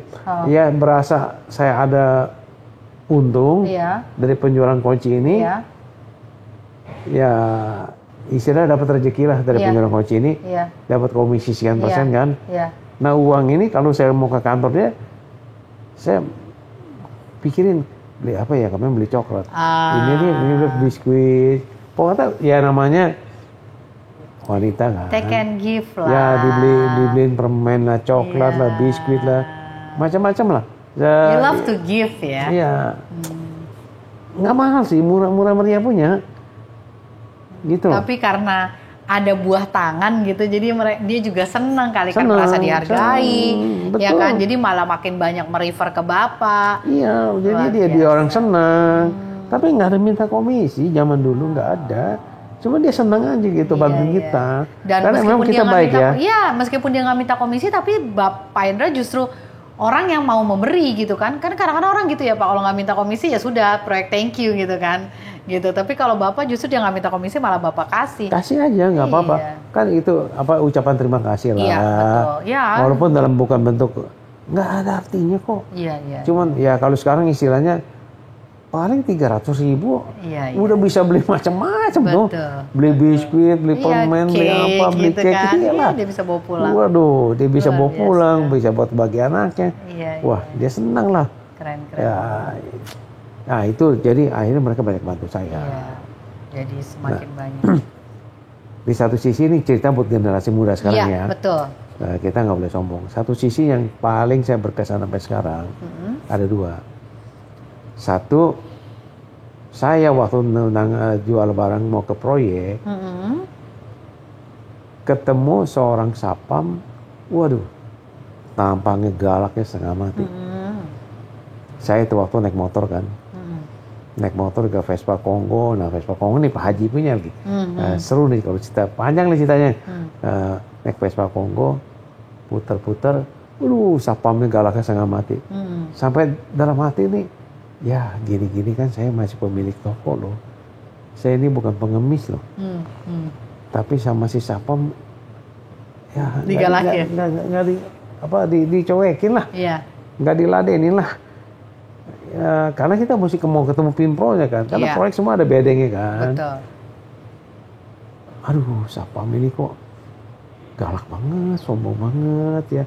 Saya walaupun begini-begini kan saya masih pemilik toko. Tapi ya itulah, karena saya pernah belajar komunikasi, kita itu harus berpandai-pandai mempunyai topeng muka. Ya. Pandai-pandai punya topeng. Punya topeng. Jadi walaupun hati kesel, tapi tetap senyum, tetap baik. Iya Pak, saya tujuannya mau ketemu Pak siapa gitu ya, Pimpronya, hanya mau jualan kok, mau kenalin barang saya. Itu waktu saya bawa brosur nggak begini keren loh.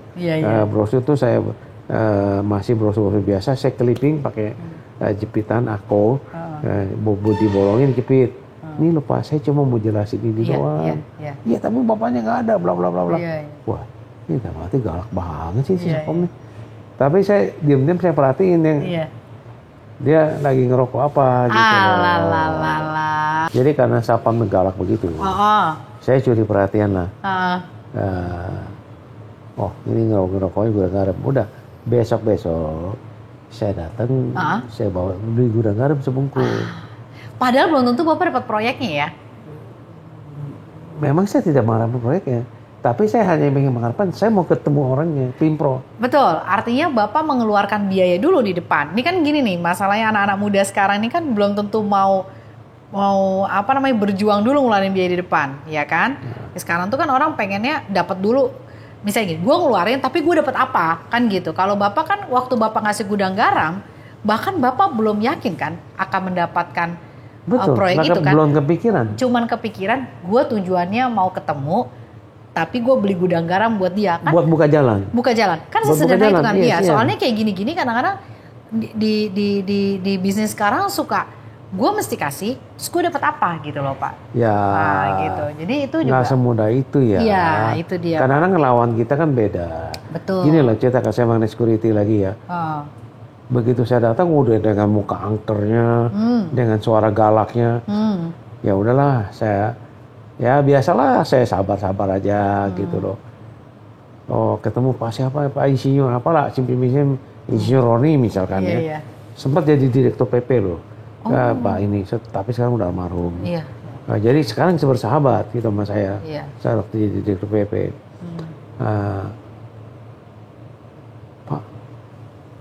Pak Roni lagi nggak ada. Dengan gaya dia gaya banget. Oh iya Pak, kalau nggak ada ya lain waktu lagi deh Pak ya. Kalau ada kabarin saya. Zaman dulu nggak ada pager, nggak ada handphone. Jadi cuma mengharapkan telepon biasa. Nah, duduklah saya, ngerokok saya keluarin. Pak, mau ngerokok nggak nih Pak? Saya buka depannya loh, rokok baru.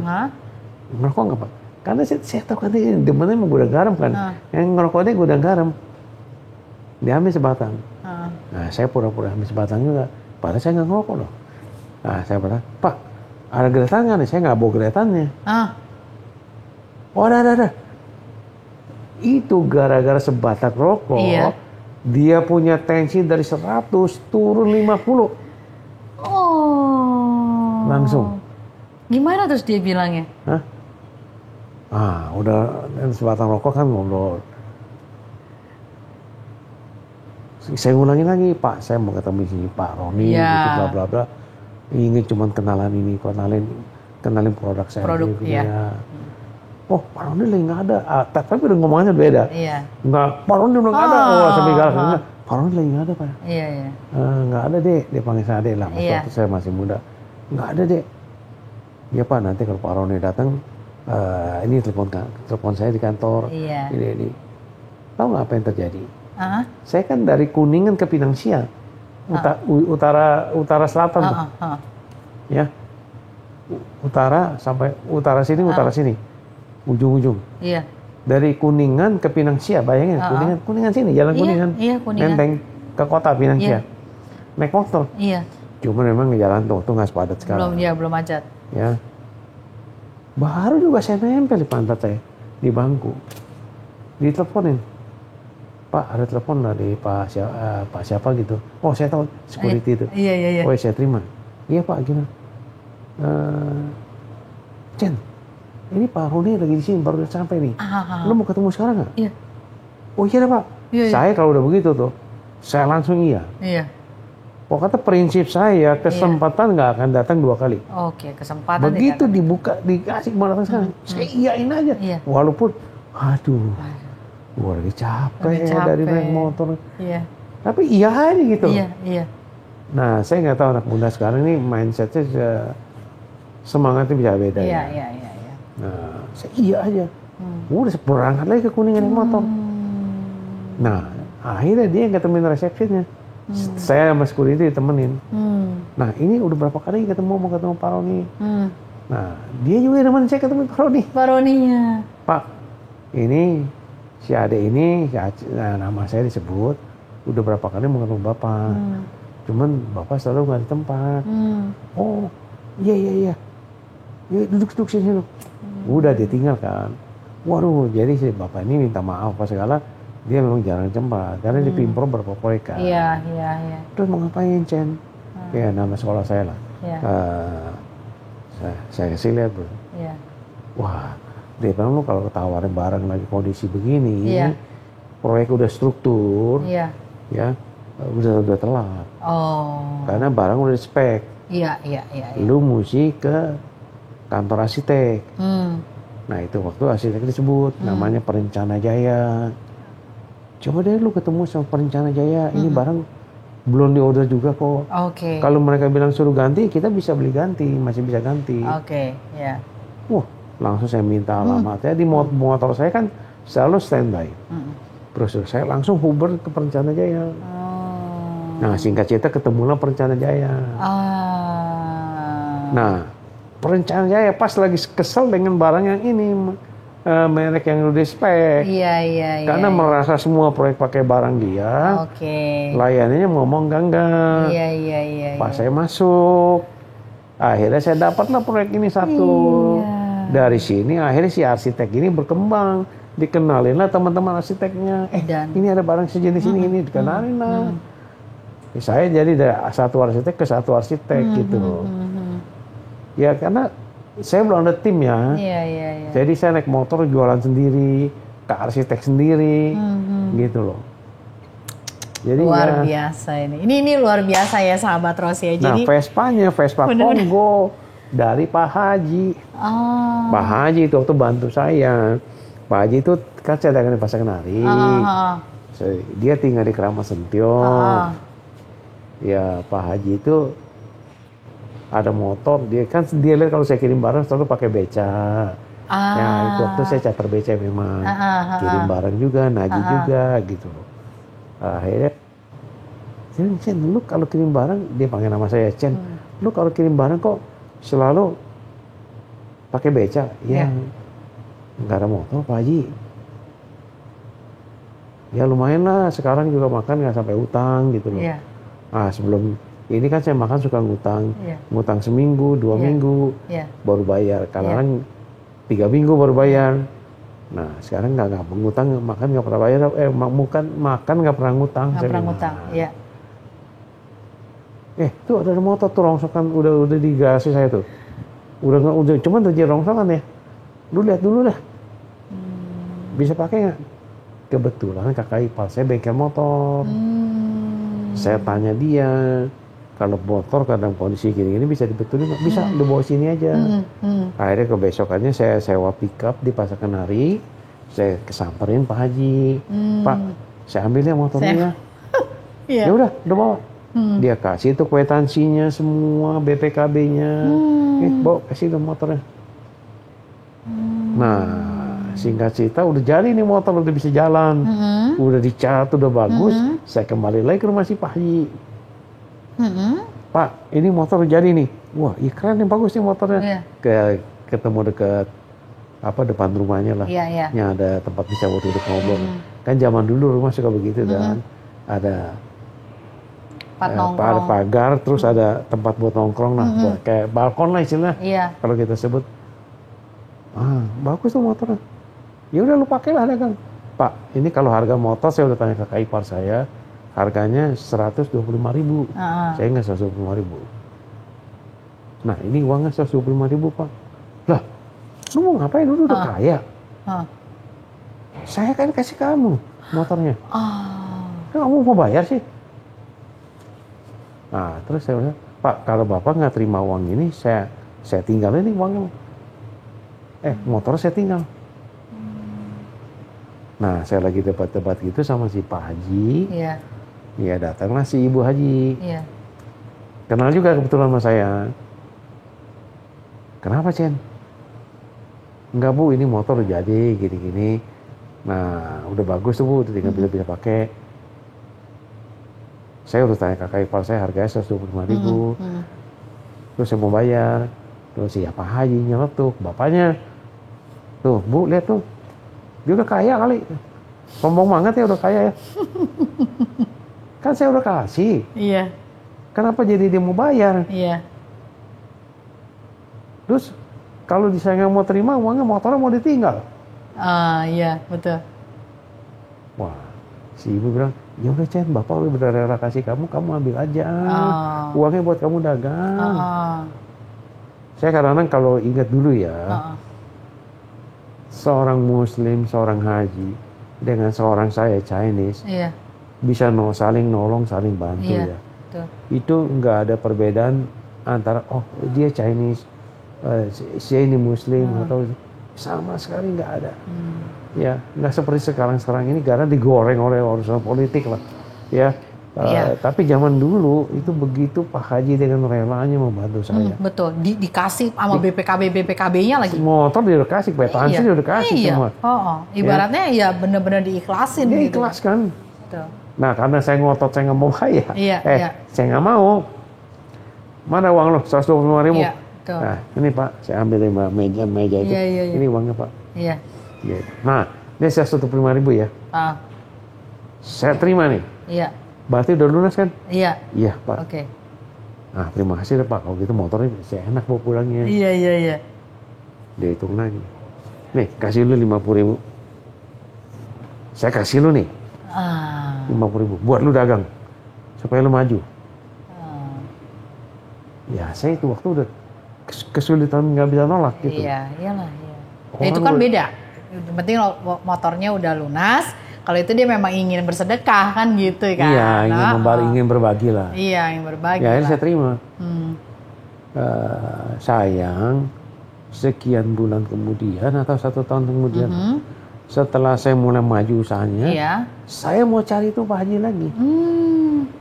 Buat berterima kasih gitu. Iya. Rumah itu kena permajaan, pelebaran jalan. Oh. Sampai detik ini saya nggak tahu kemana. Hilang orangnya. Ya semoga ini ada keluarga yang dengar lah. Iya. Di jalan apa Pak? Siapa tahu ada keluarga yang dengar. Iya, ada dengar ya. Tinggal Keramat Sentiong, tinggal di Keramat Sentiong. Nama Pak Hajinya mungkin? Apa saya lupa. Oh alah. Ya saya zaman masih muda dulu. Mudah-mudahan. Ya. Mudah-mudahan ini bisa mempertemukan. Kalau misalkan ada misalkan Pak Haji kemungkinan besar sih udah almarhum. Iya. Saya aja udah umur 72. Iya. Kalau dia hidup jauh umur 100 kali. Kemungkinan besar sih udah nggak ada. Ya saya akan nyekar lah ke makamnya. Betul. Karena berkat motor dialah, berkat dialah saya ada hari ini. Gitu. Masya Allah, luar biasa. Semoga Pak Haji diberikan tempat terbaik. Semoga dia selalu dengar. Kalau saya cerita, nama ini saya selalu tapi kaitkan. Bapak nggak tahu nama Pak Hajinya ya? Kalau saya tahu Haji Miing misalnya, tahu lah. Ini nggak tahu Haji apa. Lupa, bukan nggak tahu, lupa. Iya. Dulu sih waktu awal-awal tapi tahu. Tapi di daerah mana tadi? Sentiong itu ya? Keramat Sentiong. Sekarang jalanan lebar. Pindah kemana saya juga nggak tahu. Iya, benar-benar. Luar biasa. Nah, itulah. Jadi gara-gara motor itu saya bisa keliling.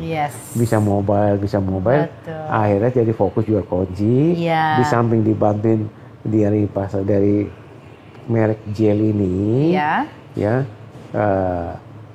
ada satu kali saya dipanggil sama pemiliknya, bosnya, untuk ngadep.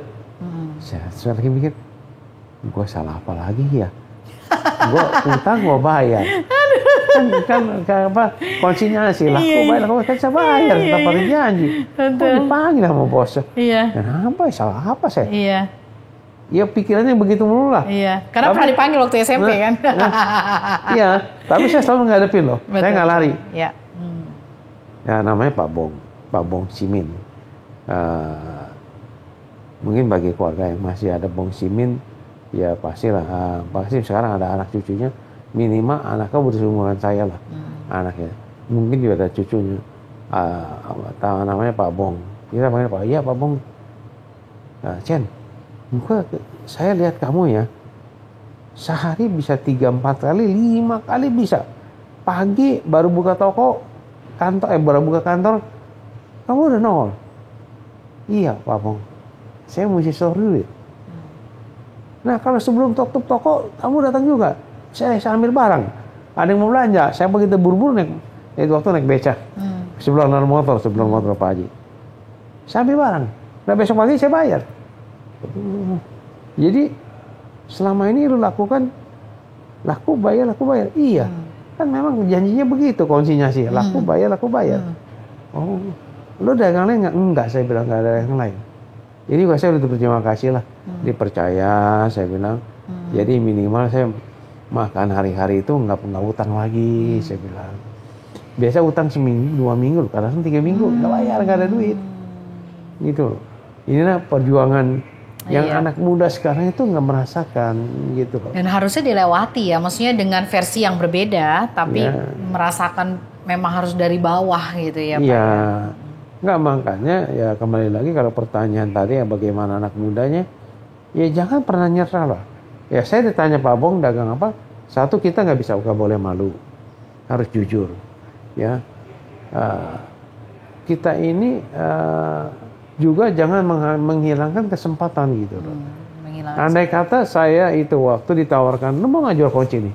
Saya kasih konsinyasi. Saya bilang, nggak mau karena barangnya mahal. Iya. Ya mungkin nggak ada, saya juga nggak ada hari ini. Iya, betul.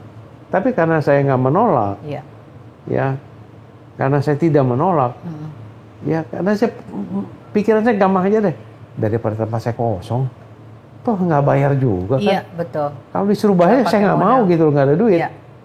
Gitu loh. Ya akhirnya saya ada hari ini gitu loh.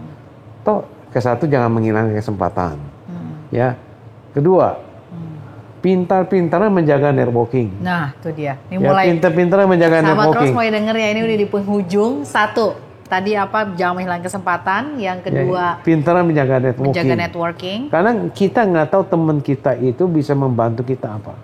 Ya. Walaupun saat ini dia tidak membantu, tapi mungkin lain kali dia bisa membantu Ya, kita. betul. Ya, misalkan dia lagi bangun rumah. Ya, betul. Atau saudara lagi bangun rumah. Ya. Lu belajar aja itu, gua kenal sama bosnya gini-gini. Nah, itu kan bisa. Ya. Kita jadi pintar-pintar networking. Dua, setelah ini kita dapat, jagalah kepercayaan semaksimal mungkin. Ya. Jangan karena kita dipercaya terus karena ini merasa uang kita. Ya, kita menggunakan uang ini semau-mau kita. Oke. Ya, terutama yang digunakan untuk kepentingan yang non bisnis. Ya. Seperti wah, rumah saya udah kecil nih, saya mau beli rumah yang lebih gede Padahal kita dagang belum maju banget gitu loh. Ya kita kalau belum punya beli mobil, nggak usah beli mobil lah. Nggak usah so gengsi saya bilang sih. Kalau ke bahasa sekarang, ya penampilan kita apa adanya gitu loh. Ya udah, orang mau percaya kita syukur, nggak mau percaya kita ya udah gitu loh. Ya terima aja jalan gitu loh. Lu nggak percaya udah. Percaya saya mau kerja sama saya silakan. Nggak mau kerja sama saya ya juga silakan. Yang penting saya nggak musuhin lo. Saya Tidak juga niat buruk. berteman terus. Ya berteman walaupun nggak mau dagang sama saya, kita tetap aja berteman. Karena sewaktu saya mungkin juga perlu sama dia. Jangan dimusuhin. Jangan cari musuh lah. Istilahnya kan ada kata peribahasa mengatakan cari satu teman susah. Iya. Cari 1000 musuh itu gampang. Betul. Itu benar itu kata-kata itu. Oke. Dan saya udah ngalamin gitu. Kalau orang mau percaya sama kita, kalau dia nggak menjaga hubungan dan kita tidak menjaga hubungan, ya mungkin nggak ada hari ini lah. Ya. Kadang-kadang kan menurut saya gitu, tahu-tahu warganya ada arsitek, Iya. Iya. ya tahu-tahu kalau yang itu ya masih pada muda-muda lah, kakaknya lah atau bapaknya lah arsitek, atau bapaknya developer. Iya. Iya. Iya. Kita kan kenal sama anak-anak ya gitu. Betul. Waktu masih muda. Maka jagalah networking. Networking itu penting sekali. Setelah networking kita bisa dapat, ya kita harus bisa menjaga kepercayaan orang. Ya menjaga kepercayaan, terus kita kerja keras, ya kita harus punya komitmen gitu loh. Terus kita harus bisa menjaga keuangan sendiri. Keuangan. Ya, terus sudah bisa menjaga keuangan, terus kita harus bisa mengatur keuangan itu, memakai keuangan. Dalam arti kata gitu. Ya, saya dikasih utang sama supplier luar negeri kan. Saya dikasih utang juga sama PT tadi kan. Tapi saya tetap bayar loh. Saya nggak merasa ini uang saya. Walaupun saya punya pegangan gitu bahwa ini adalah uang saya gitu loh. Ini ada kekuasaan, ini ada apa namanya uang saya. Iya. Ya. Tapi saya nggak punya pemikiran, wah, mumpung ada duit beli mobil dulu Oh iya. Mumpung ada duit beli rumah dulu Iya. Kan utang ini mesti dibayar dalam satu waktu kan. Kita kasih utang 2 bulan, 3 bulan. Iya, betul. Ya kan kita mesti bayar. Nah kalau jadi aset pribadi yang tidak bisa diuangkan, kita pas jatuh tempo itu mau bayar pakai apa? Betul. Nah ini jangan mangga generasi muda jangan sampai terjebak dalam hal ini. Terjebak, betul. Kecuali kita udah duit lebih lah. Ya oke lah, mau hidup happy boleh lah. Menikmati hidup boleh lah. Mantap. Ya. Mantap sekali, luar biasa. Ini benar-benar tapi thank you banget ya Pak Hendra ya. Ini thank you. Luar biasa menurut saya tuh benar-benar dapat siraman. Apalagi ini awal tahun 2024. Dan ini bukan sebuah kebetulan. Saya tuh berdoa ketika awal tahun 2024 ada satu doa saya. Saya pengen banget ada yang bisa memotivasi saya dari dalam gitu. Karena bener Pak, saya itu kadang-kadang hidup ya ini rutinitas ya. Kadang-kadang demotivasi bukan karena mindset kita gitu ya, tapi butuh ada yang ngomporin gitu. Betul. Gitu. Dan penyakitnya kadang-kadang kalau di saya tuh susah orang memotivasi saya karena ya gitu sifat anak-anak muda ini kan kadang-kadang suka sok tahu gitu ya. Gitu. Jadi di awal tahun saya dapat banyak banget insight dari Bapak. Banyak banget quote-quote yang menurut saya bisa dilakukan dan make sense. Nggak cuman diambang-ambang, itu buat saya blessing. So thank you banget Pak. Semoga semuanya ini lebih baik buat Kenari Jaya. Bapak sehat selalu bersama keluarga, bahagia, dan 2024 adalah tahun gemilang buat Bapak dan semuanya. Terus biar maju juga usahanya. Amin, sama-sama. Sebagai generasi muda di bidang properti, maju terus. Karena kalau Anda maju, Kenari Jaya kecipratan majunya. Amin. Followernya juga makin banyak ya Pak ya. Kalau misalkan Kenari Jaya propertinya nggak berkembang, kita Kenari Jaya siapa membeli barang-barang saya. Oh ya gitu. Kita kolaborasi ya Pak ya. Iya, berkolaborasi penting. Makanya saya bilang pentingnya kita bersinergi gitu loh. Pentingnya kita bersahabat dengan siapapun juga lah. Jangan pilih kasih. Walaupun orang itu saat ini berasa merugikan kita, ya mungkin dia merasa merugikan kita karena dia ada keperluan. Ya, andai kata, ya istilahnya, Ros, saya mau perlu ini, saya lagi butuh duit nih, ya mau pinjam duit dong buat anak saya nih, anak saya lagi sakit atau anaknya sekolah. Iya jangan merasa, wah si Pak Hena ketemu gua dia langsung pinjam duit, nggak ada. Ya kalau Anda mau kasih lah. Misalkan saya pinjam 1 juta, Pak Hena, gue 1 juta nggak ada nih, gue sanggupnya cuma 300.000 atau 5.000, bisa nggak bantu nggak?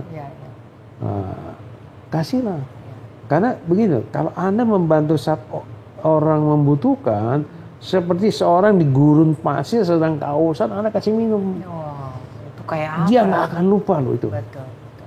Daripada orang yang nggak haus dikasih minum. Iya, dia nggak butuh. Nggak butuh. Nah itulah. Semoga ini berkenan dan berkesan. Pasti. Semoga generasi muda kita dapat maju terus. Amin. Terima kasih Pak. Sekali lagi saya pesan kalau andai kata mau pinjam tempat saya, kalau mau undang motivator, undang 40-50 orang, bisa kok tempat saya. Mantap tuh, langsung tuh mau menolong ya kan gitu dengan hati. Jadi buat teman-teman Property Talk, kalau butuh tempat di area Kebun Jeruk, ya kan, silakan ngomong langsung sama Pak Hendra, bukan sama saya. Kalau sama saya ntar saya brokerin. Nah, kalau sama Ros minta uang sewanya dia bayar. Sewanya ke sini, pakainya ke sini gitu. Pakai ke sini. Padahal kesininya gratis ya. Oke, thank you banget sahabat Ros sudah ngikutin kita dari A sampai Z, dan semoga ini menjadi awal yang baik di tahun 2024, dan kita doakan kita semua sukses, bahagia, makmur, dan sehat selalu di 2024 dan mencapai target serta goal dan dream kita achieve di tahun ini. Amin. Oke, terima kasih Pak Hendra, Presiden Director dari Kenari Jaya, yang sudah meluangkan waktunya di awal tahun ini sebelum berjalan-jalan lagi ke luar negeri. Terima kasih juga teman-teman yang sudah hadir. Kita akan ketemu lagi di Property Talk, di mana tempat kita bisa mendapatkan insight dan mendapatkan inovasi-inovasi baru. See you dan salam sukses selalu. Bye. Sukses terus, maju. Yes.